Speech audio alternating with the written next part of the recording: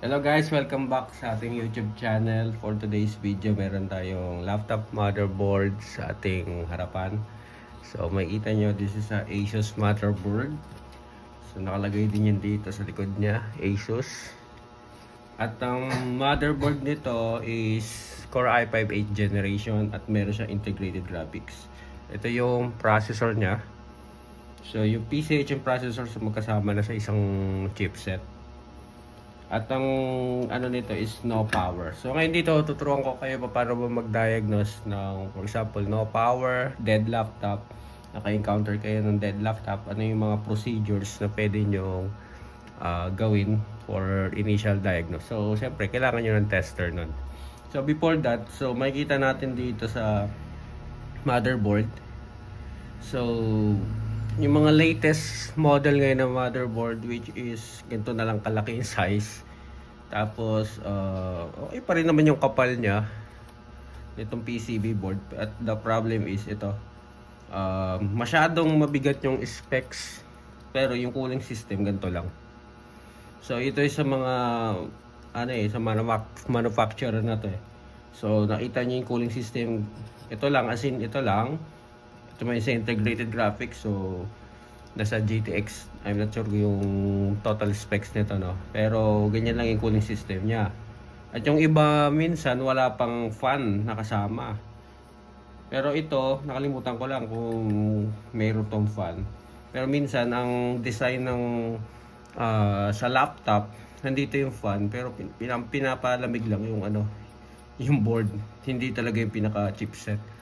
So ngayon, so dahil kapag nag-gaming kayo, nagre-rendering, so dahil the more na umiinit yan, so kapag hindi maayos, hindi ganun kaganda yung cooling system, so yung mga solder board ng chipset yung mag-aangatan yan. So yun minsan magkukos ng no power at saka no display. Bakit? Kasi hindi na ganun kalapot yung chipset. At the same time, masisira na. So ngayon, ito naman, dito tuturuan ko kayo paano yung simple troubleshoot pag naka-encounter kayo mga no power. So syempre, kailangan important meron tayong tester sa ating pag-repair. So meron tayo dito digital tester at nakaset siya sa diode mode.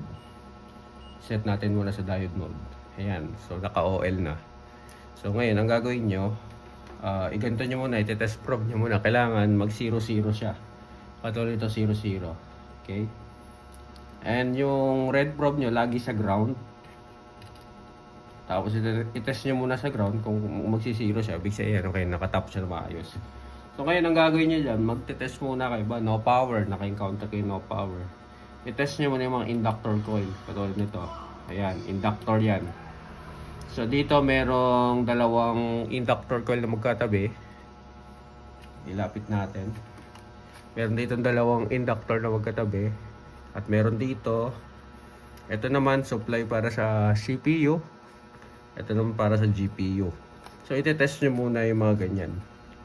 So ngayon, dahil sa aming mga motherboard technician, familiarization, saan dito yung 5 volts, 3 volts, saan dito yung supply ng RAM, saan supply dito ng CPU, PCH. So kumbaga napapamiliarize namin. So katol dito, meron ditong dalawang inductor coil magkatabi. So ito yung ng 5 volts and 3 volts. So kasi ang design ng 5 volts and 3 volts sa dalawang klase, merong buck converter na isang IC lang, wala nang MOSFET, pero dito makikita natin sa apat na MOSFET siya, dalawang high side and low side para sa 3 volts and ganoon din low side and high side para sa 5 volts na MOSFET. At ang IC nito, which is, check natin sa likod nga dito. So ito yung IC nya, yung nagko-control dun sa 3 volts and 5 volts supply. Okay, so ngayon ganyan, itetest mo kay red probe sa ground. Test muna natin. So makita natin 0-0. Test mo dito, ganyan sa inductor.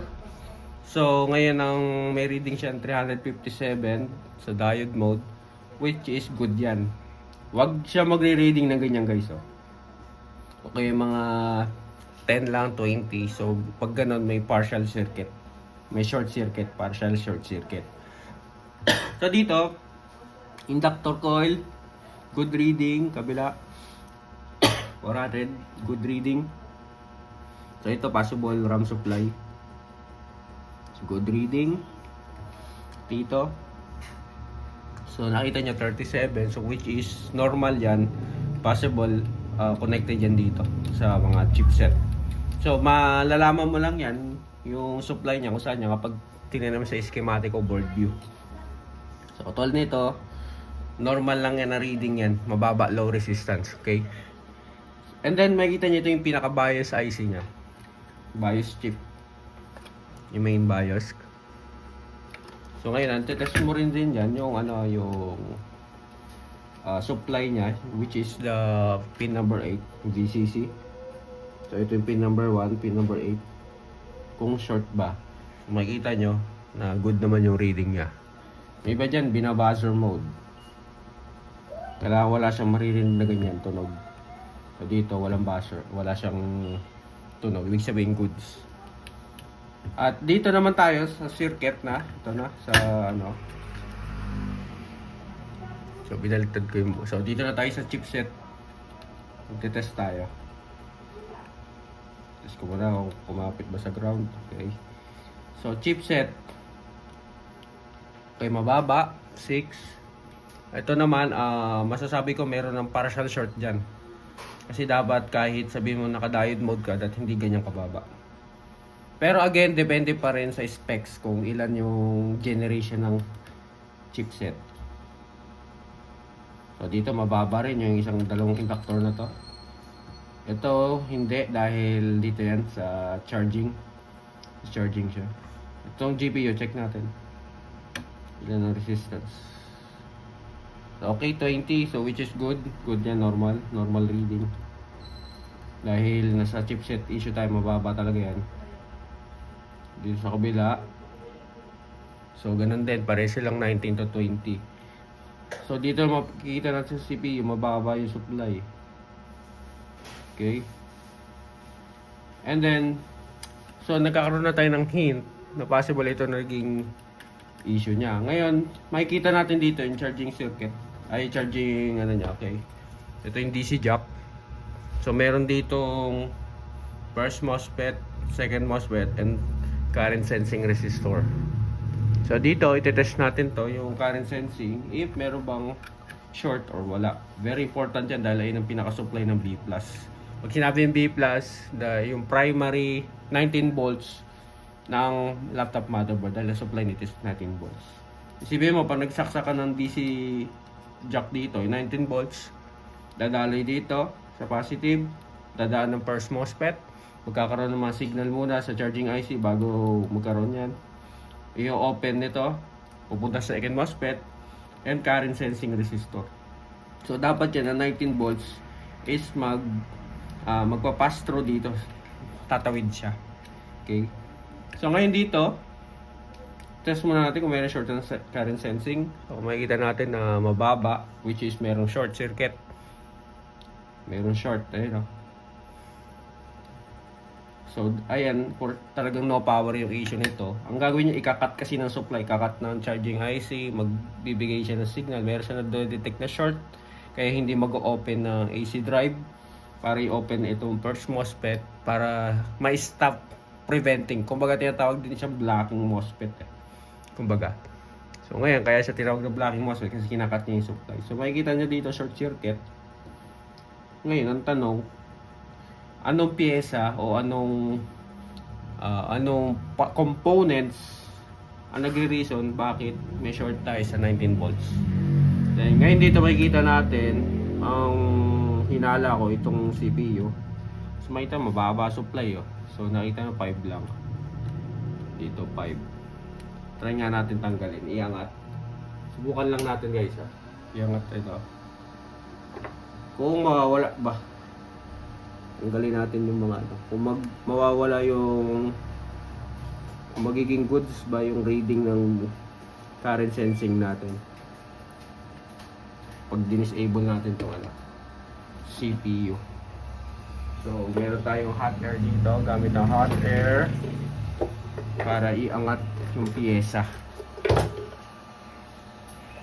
So ito yung iangat natin.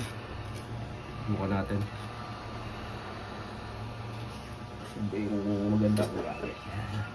Kaya na natin to. Iangat natin. So, ang temperature natin is 348 at ang air natin 53. So, ito naman kasi ito sira to. So, yung mga diagnose lang natin for quick diagnose. Check lang natin kung mawawala yung ano niya, short circuit. Kung ito ba nagiging reason. Kasi pag naging good reading ito, ano na yun, fiction. Yun talaga ang reason nito. Ba't siya nag-short?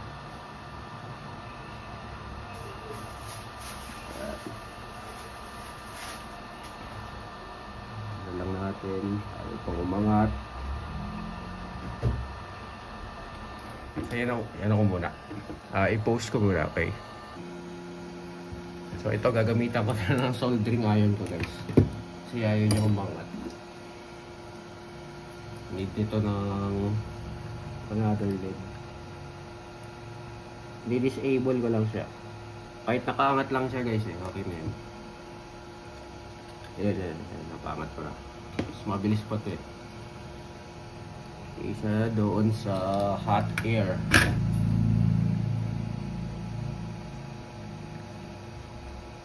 Yung hot air kasi minsan mas good sa mga piyesa. Ito angat ko lang. So ang gamit ko pala, guys, na soldering is Sugon T26. Dito na tumila. Yan. Naangat na natin. Nakita niya medyo naka-lift na.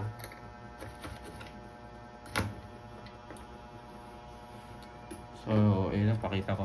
Malapitan. Ayun o, nakaangat. So, supply siya ng CPU. Check natin, okay? Doon sa kabilang side muna tayo ng diode. Okay, sa ground tong red. Check muna natin, okay. Hindi masyado nagtatap.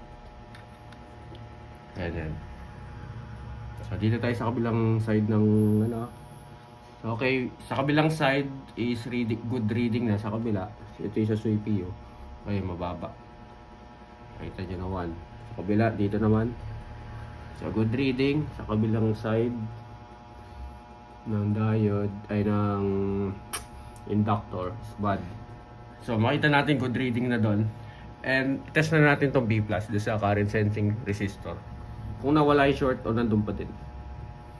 So nakitaan nyo, guys. So naging good yung reading. Yung ano natin, B+, yung pinaka 19 volts. Which is, madaling salita, ang nagkakaroon ng problem dito sa CPU. May short circuit sa CPU. So, pag sa ganito naman, tumatagos to init. Pwedeng itong MOSFET, pwede ring ito na mismo, bad na yung chipset.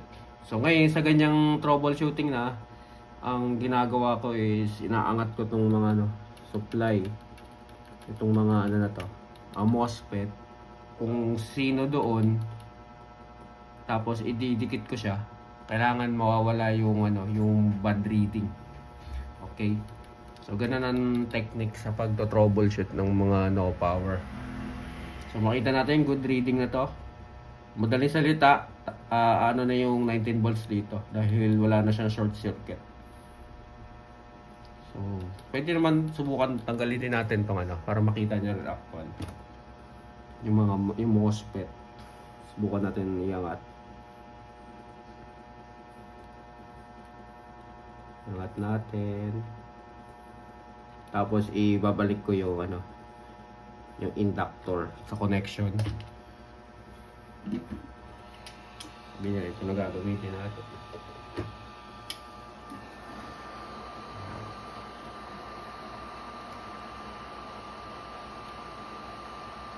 Need painitan na maayos.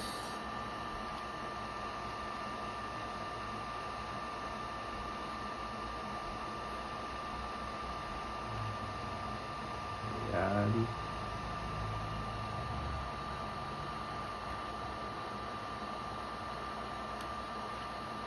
matanggal.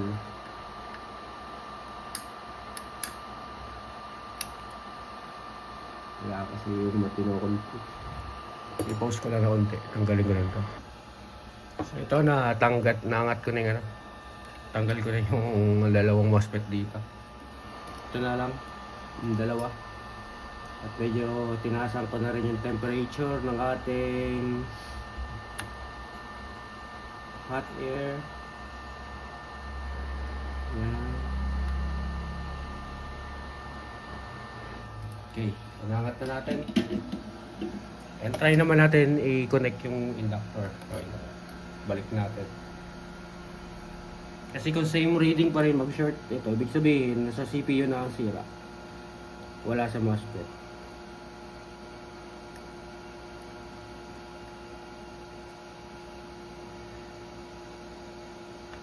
Yan. Okay. Now, ito na. Check natin sa diode. Ground. Check muna grounding. Okay. So, okay. Tingnan nyo.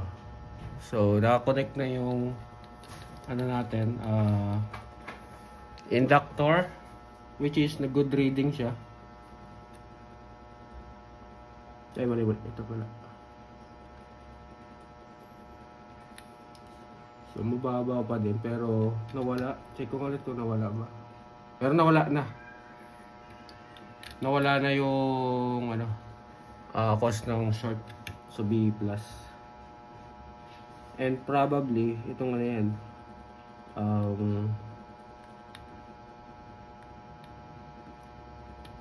Ito sa mga MOSFET. Ito, double check ko. So, meron dito.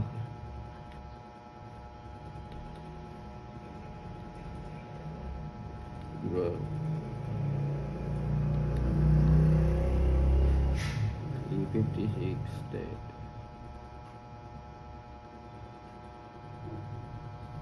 Double check natin tong ano. Itong MOSFET. Kung saan dito yung may bad.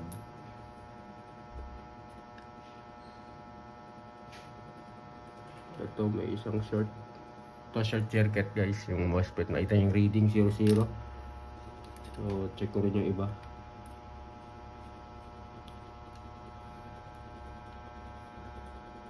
Okay, wala OL. Pag binaliktad, so good reading 421. Good to isang MOSFET. So walang reading. Kabila pag di-reverse.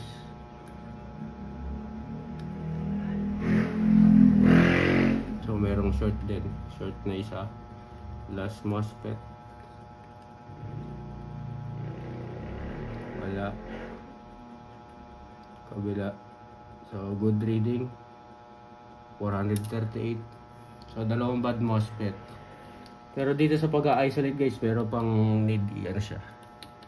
So nagko-cause ng short circuit ng B+ is dito sa either itong MOSFET natin or itong hindi lalapagan. So merong probably short doon, meron pa.